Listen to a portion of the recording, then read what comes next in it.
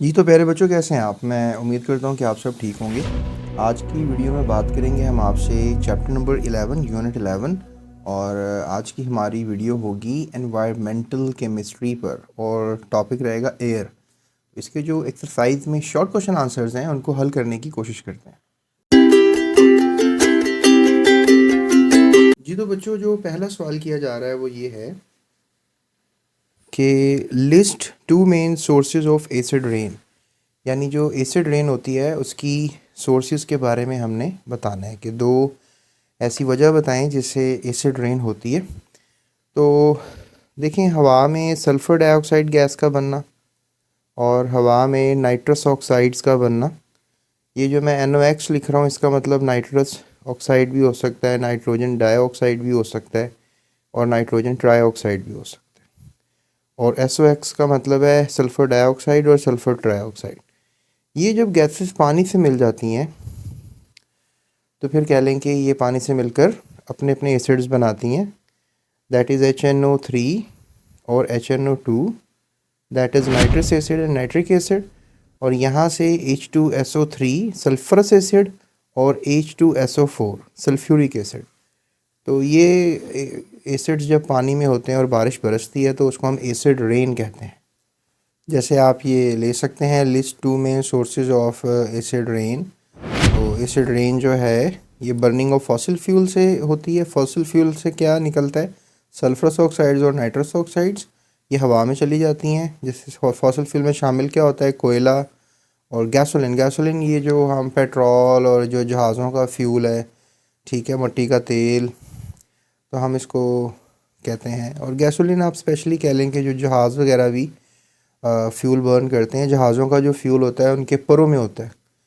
तो आपको पता है जहाज़ जब उड़ते हैं तो वो भी काफ़ी ज़्यादा पोल्यूशन करते हैं। So oxides of nitrogen and sulphur are released. Oxides of nitrogen and sulphur are released in the air when fossil fuels are burned and when they mix up with the precipitations in clouds, acid rain is formed। तो यही clouds में जाकर मिल जाते हैं और पानी acidic हो जाता है और एसिड रेन फिर नीचे गिरती है और जो फसलों को नुकसान देती है। और इसके अलावा जो हमारे मॉन्यूमेंट्स होते हैं, बिल्डिंग्स होती हैं, उनको भी आप कह लें कि बहुत ज़्यादा नुकसान हो जाता है। तो acid rain is not good. और हमारी जो पोल्यूशन है, हवा की जो पोल्यूशन है, इससे होती है। सो उसके बाद क्वेश्चन है list 4 human activities which contribute to the air pollution. तो बर्निंग ऑफ फॉसिल फ्यूल सबसे बड़ा कंट्रीब्यूशन है। फिर हम जो दरख्त काट देते हैं ये भी अच्छी बात नहीं है। अब देखें जैसे लाहौर शहर है, कराची शहर है, इवन जो बड़े सिटीज़ हैं पाकिस्तान के, यहाँ पे आबादी इतनी बढ़ गई है कि हमें ये मजबूरी कटिंग करनी पड़ती है ताकि सोसाइटीज़ बन सकें और वहाँ लोग रिहाइश कर सकें। लेकिन ये हमारे लिए अच्छी चीज़ नहीं है जो दरख्तों को काटना है। दरख्त हमेशा से इंसानों का दोस्त रहा है, लेकिन कटिंग ऑफ ट्रीज़, जैसे हम डीफोरेस्टेशन कहते हैं, कटिंग ऑफ ट्रीज़ की बजाय ये लफ्ज़ लिखा जाना चाहिए था डीफोरेस्टेशन। तो ये डीफोरेस्टेशन होती है, ये भी ख़तरनाक है। इसके बाद use of freon gases. Freon gases mean जिसमें क्लोरोफ्लोरोकार्बन्स होते हैं, ठीक है, ऐसी गैस जिसमें क्लोरीन रेडिकल्स हों, फ्लोरीन के रेडिकल्स हों, और कुछ ऐसी गैसेस जिसमें ग्रीन हाउस इफ़ेक्ट कर सकती हों जो गैसेस, उन्हें फ्रियॉन गैसेस कहते हैं। तो ये भी ख़तरनाक है। इसके अलावा production of methane from dead plant material. तो मीथेन की प्रोडक्शन जो है वो भी किसी लिहाज से ख़तरनाक है, ठीक है। मीथेन भी अच्छी नहीं है हमारे हवा में। ये भी एक कह लें कि ह्यूमन एक्टिविटी से पैदा हो रही है बहुत ज़्यादा, क्योंकि जो प्लांट वगैरह हम फेंक देते हैं, डिके करते हैं, तो उससे मीथेन पैदा होती है। कि जो कटिंग ट्रीज़ करते हैं, ट्रीज़ को भी तो कहीं ना कहीं लेके जाया जाएगा ना। तो जहाँ पर ये मार्शेस बन जाती हैं, मार्शेस से मुराद है कि पानी भी हो और दरख्त भी पड़े हों, तो वहाँ पे मीथेन काफ़ी रिलीज़ होती है। इवन जो गोबर शोबर होता है गाँव में भैंसों का, वो भी इसमें कंट्रीब्यूट करता है, लेकिन उसकी इतनी ज़्यादा इफेक्ट नहीं होता जितना ज़्यादा हम दरख्त काट कर जो इसका इफेक्ट करते हैं। फिर क्वेश्चन है कि what is the importance of catalytic converters. Catalytic converters क्या होते हैं? तो प्यारे बच्चों, कैटालिटिक कन्वर्टर्स की स्टोरी ऐसे है कि जब हम ईंधन जलाते हैं गाड़ियों में तो नाइट्रस ऑक्साइड्स पैदा होती हैं। तो ये कैटालिटिक कन्वर्टर्स क्या करते हैं, इसको नाइट्रोजन गैस में कन्वर्ट कर देते हैं।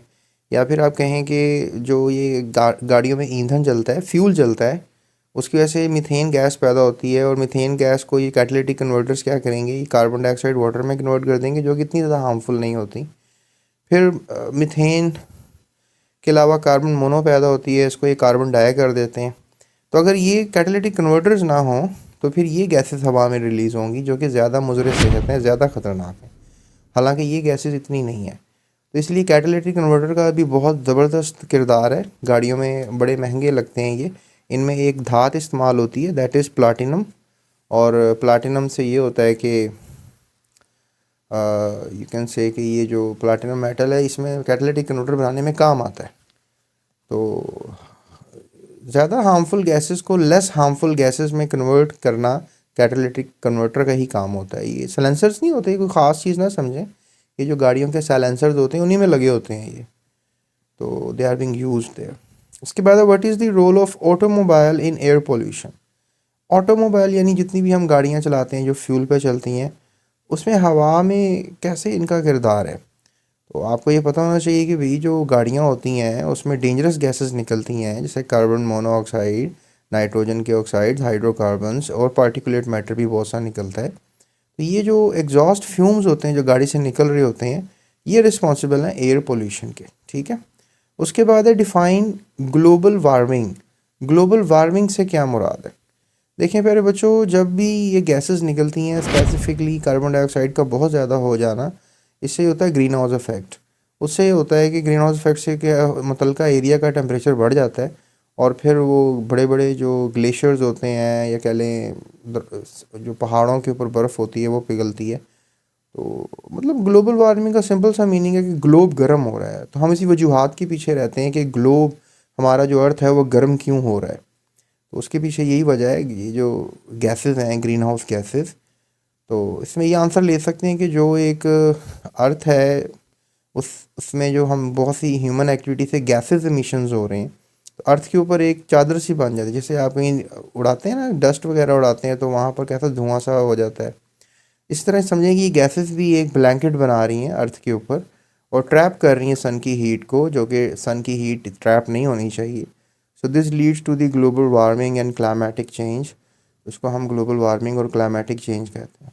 So the warming of the atmosphere, which is due to our influence on the greenhouse effect, is known as global warming. हम ये कह सकते हैं कि जो हमारा एटमॉस्फेयर गर्म हो रहा है, और वो जो ग्रीन हाउस गैसेज हैं या ग्रीन हाउस इफेक्ट है उसकी वजह से, तो इसको हम global warming in a short कह सकते हैं।